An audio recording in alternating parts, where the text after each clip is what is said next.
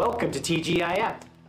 Have you ever heard the phrase, practice makes perfect? Sounds good to me. I mean, I wish it did. I practiced the clarinet over and over and over when I was in my little Catholic school band, and still the teacher said, go ahead and fake it during the recital. I mean, practice just wasn't getting me anywhere in that. And I think in life, we're all working toward achieving something, and we're trying to perfect maybe a skill, a talent, or maybe even in our job. Maybe it's a promotion or in our job. We all kind of want to be that GOAT. I know you love that term. The greatest of all time. That's right. Because deep down inside, I think we all want to achieve. Takes us to the word of the day, which is greatness. And is there anything wrong with wanting to be great at something? But I think we sometimes worry about being great at things, and those things take us further away from God, and we don't realize it because we get so into the routine of what it takes to be really, really, really good at something. I think that's a good lead into where we are today, because we're talking about David. And we know David, through the Psalms, is a man after God's heart. And we know that he would do many great things, but not everything went great. And this, in chapter 7 today, we're going to listen to, it's kind of an interesting take. So let's listen to 2 Samuel, chapter 7, verse 20. David's prayer. What more can I say to you? You know your servant. You know what your servant is really like, Sovereign Lord. It's interesting because this is David's prayer after a conversation that happened in which Nathan the prophet is trying to help him through. He wants to build a temple, really. It's what he wants to build as a palace for God to live in. Sounds pretty cool. That's great. A great thing to do. But God has to remind him of who God is.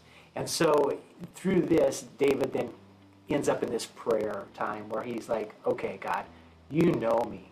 You know everything about me. You know what your servant is really like. You are my sovereign Lord. And so it's a beautiful prayer if you go on and read this prayer. And we hope you're reading along with us.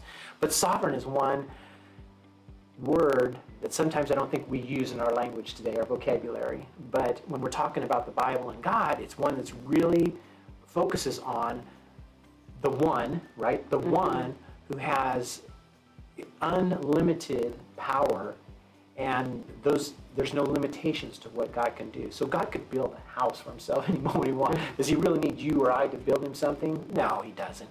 What he needs us to do is be faithful and humble and live in a place of gratitude and thankfulness. And I think that's where David ends up after he has to kind of go through this, this growing period.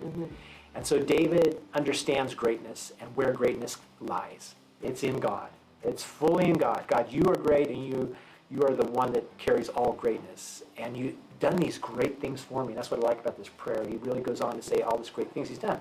God has made the greatness known to God, his greatness known to God. So because of that relationship that he and David have, that's truly where we see this understanding of greatness. David will not be the greatest of all time. But he's not the GOAT. He's not the GOAT.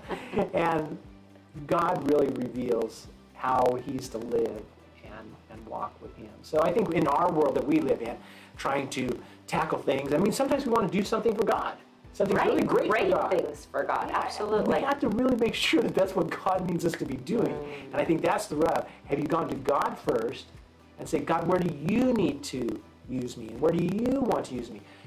Reveal to me your greatness and where you want me to be a servant. And that's what's hard, because we're always trying to do our thing. And I think we get so into that routine that we are doing great things for God, and therefore we are working toward that greatness. But we need to remember the greatness of God is always present. It's sovereign. It's limitless, like you said. It's always present. So if the greatness of God is with us, whether we achieve great things, does it matter? I think in the other side of the coin then is those who don't know God, right? So we're kind of talking about the people that know God and trying to do great things for God. And then the other side of the coin is those that don't know God, and they're just trying to do their great thing. And so these worlds kind of bounce on each other every so often. And I think we think, ultimately, how much control do I have in my life if God truly is in charge of my life? And that the thing we hear all the time is, just do you. Just do you. I don't know. That's not a good idea. No. It's kind of just a saying that's out there, but if you're doing just you, if you are a mean, hateful person, just do you is what you've given someone permission to do. And we all need to be, we're all a work in progress. And as Christians, we should know that. We're continually developing our relationship deeper and deeper with the Lord to reveal in us the you He created us to be. And the you He wants us to keep working toward. And I think that in this world, and it's the hustle bustle, it's the electronics that we have, everything is available at our fingertips. And I don't even know if we know who we are. Like, who is the you? Do the you. But just remembering that do you is doing the you, working toward the you that God created you to be, even in the midst of the chaos around us. Exactly. I mean, God calls us to do things all the time. Well, it's kind of like sometimes some of those to-dos are not all that fun. And I think we're looking for kind of the more exciting to-do list from God.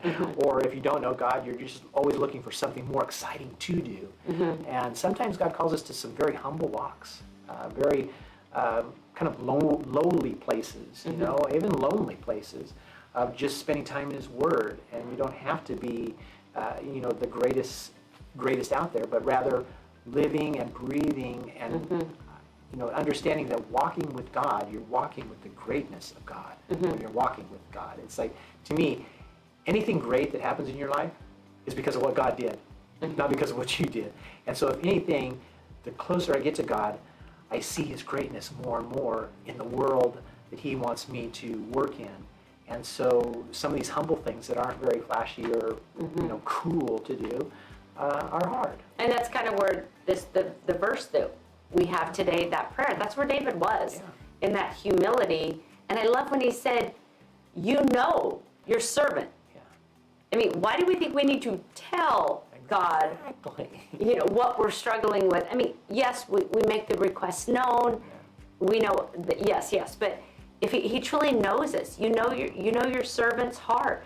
You know what you've called me to do. You know the you created me to be. Lord, reveal that in me. And we need to pray that every day and throughout the day. When we get into situations, I'm dealing with some situations now, and it's like, okay, God, reveal the you created me to be and how I move forward through the situation. And a lot of times it takes a humbling. I was just going to say that darn humility, that's hard. And then just remembering, though, God is bigger than it all.